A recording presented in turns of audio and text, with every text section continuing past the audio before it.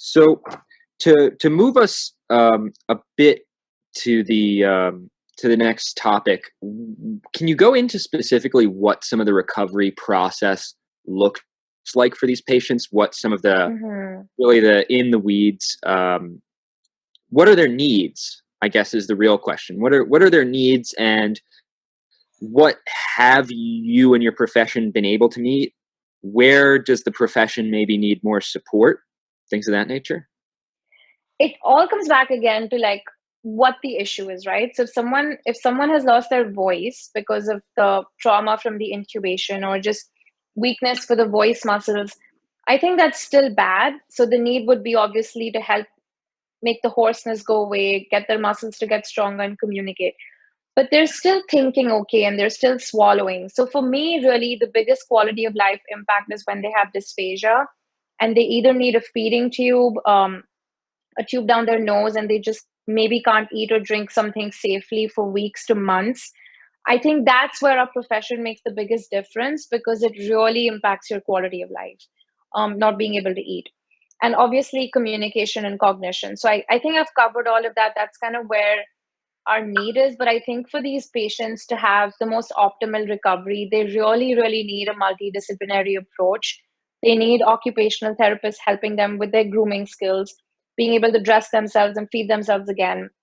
The physical therapists work on all the musculoskeletal impairments, the physical deconditioning, helping them walk again. I've spoken to patients who feel like they've gotten to the point where they're walking, but even something as simple as taking a shower fatigues them out to the point where they need to sleep for the next 5 hours. So working with OT, PT, if you end up going home, you might need home health therapy.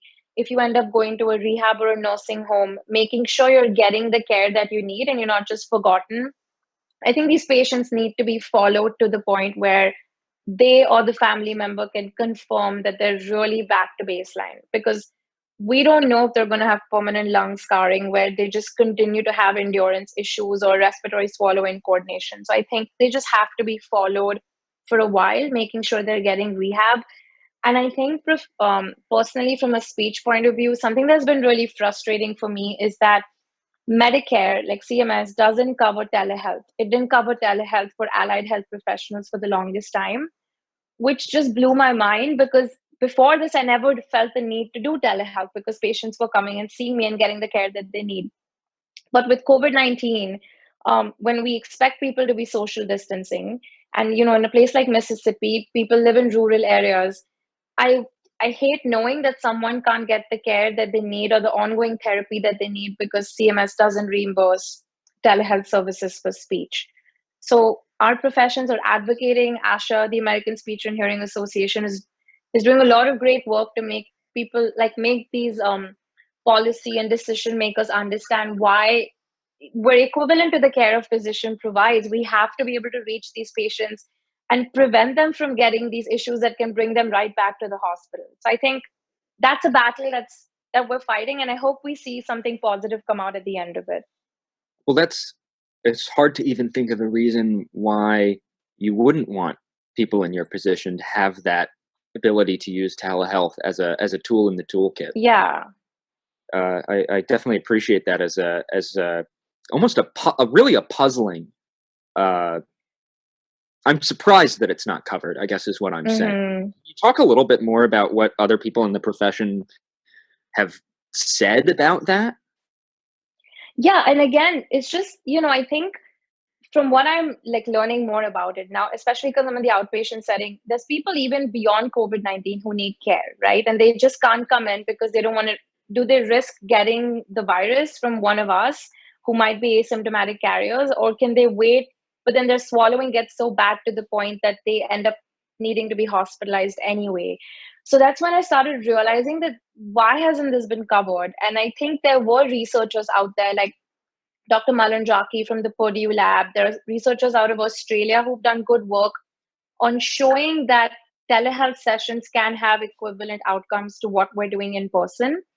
But I think because enough people didn't need it, there probably wasn't as much awareness about how much more research is needed to probably make a good case and get the people who reimburse our services to say, okay, there's something there. I think we should reimburse this. But now, as the public health emergency was declared, most state Medicaids, like Mississippi Medicaid, they just said everyone's approved for telehealth across the board. So a lot more of us started doing it for Medicaid patients. And we found this to be an amazing tool. And that's when we partnered with ASHA or our state associations and started making a case to submit this to CMS and say that this should be the case for adults with Medicare as well. Um, so then they had meetings over meetings. They just, enough people advocated to the point where they said, okay, we're going to approve it for voice and for language therapy, but we're still not going to approve it for swallowing. And like I said, the biggest impact on quality of life or even health are the swallowing issues. A language issue won't bring you back to the hospital. I mean, it's horrible that you won't be able to communicate, but you're still not at the point where you're so sick that you can get pneumonia or even die from that. So I think, like I said, the battle is ongoing. People are raising enough of a voice now where I feel like the one silver lining at the end of this might just be them recognizing that this is something that should be reimbursed. I'm really hopeful something good will come out of this. To double back to what you were saying about people with rural care needs, Mm-hmm. and in general, the disruption to services for the existing client base. Yeah. I have one question is, how much of the existing client base, where are the injuries and physical traumas usually from outside of a pandemic? I know that respiratory viruses can cause severe outcomes like these outside of, SARS-CoV-2, but at the same time, we've also heard some unique reports. So I'm curious, and obviously this is anecdotal and nobody should hold you to it as like some kind of population. Yeah. But really, nobody do that. But I'm curious did you see severe respiratory illness often before as a catalyst? Yeah. And like I said, we see it all the time. And I've seen other people say this in interviews as well. We're calling it COVID-19 and we're thinking of this as this novel thing that's happened. But ARDS or people with severe pneumonia, severe COPD, even someone who's had a motor vehicle accident could end up on a ventilator, need a tracheostomy tube. There are so many reasons that can cause a person to have fluid in the lungs or not be able to get enough oxygen um, through room air or through their nose that could make them end up on mechanical ventilation. So after that, it's no different. Whether someone has COVID-19 or they ended up there because of an exacerbation of severe COPD, I'm treating them the same way. But the only difference is with each patient we're seeing with COVID, we're seeing that multi-system inflammatory response where we're also seeing patients getting a stroke. We're also seeing patients with cognitive impairments. But yeah, we saw this patient population. In our world, we call it post-extubation dysphagia. So if they were intubated for some reason, ended up with a trach or a vent, the recovery and the kind of case that we're seeing is very similar to what we were seeing pre-COVID. Very interesting. Now, I'm going to open the floor to you to state any other issues that the patients, the practitioners, the profession are facing, and then I have one last question after that. Go ahead. No, your questions are great. I would have thought you're a speech pathologist and you do this every day, talking to people like me. So I'm really enjoying having to kind of think back and reflect on my experiences. I feel like we really covered most of it, but again, like I said, I think people are forgetting that there's patients beyond COVID-19 who need care, right? So I know in our hospital we opened up our clinics back. We're back to 100% caseload since over 3 months now. But another thing that was held back, like I said, was instrumental assessments. So for those who are not aware, when someone comes in and says, I have a swallowing problem, we don't have X-ray vision.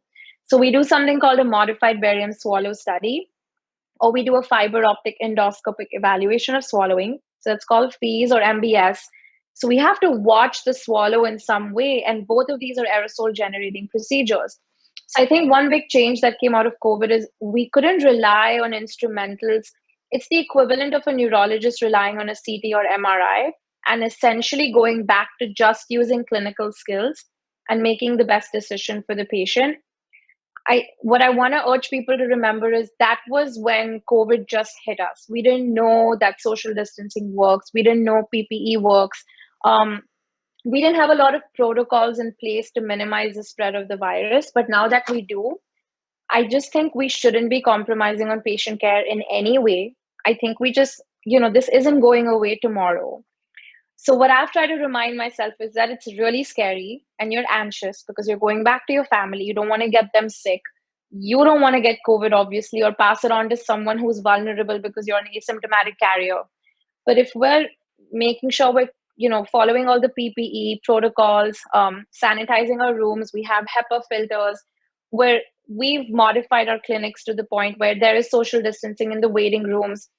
We have to get back to the same standard of patient care that we had pre-COVID, because there are so many sick patients out there and they continue to need our help. So that's one thing I want to make sure patients get access to. And I think the other really good thing that's come out of it is I think people are recognizing someone like me, like my role more in the team. And I like you're asking me these questions, and whoever's watching might learn something about speech pathologists today, which makes me really proud to advocate for my profession, because I really think it's undervalued, it's underappreciated what allied health professionals do on the whole. So I like that all of this has come out of it, and I've learned so much from other professionals who may not have interacted with me as much before, because we really have to work with a team to help a COVID-19 patient recover to the best and get the best possible outcome. So I do believe that there's a lot of positives, and even though we have our masks, at the end of it, I think we've all come a lot closer. So I I think we learn a lot at the other end of this. Well, my last question was going to be, it's a hard pandemic. What's something optimistic to think about? But you hit the nail right on the head without me having to ask. So I appreciate that.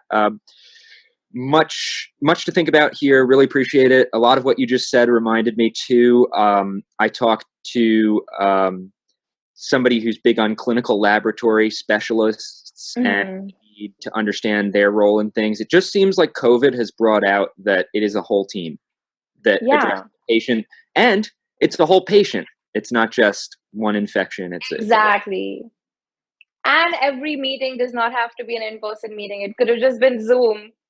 Now yes, we know that. We've learned a lot. We've learned a lot about that too. Thank you for joining us. Thank you for having me. I really appreciate the opportunity. And everyone, please be safe.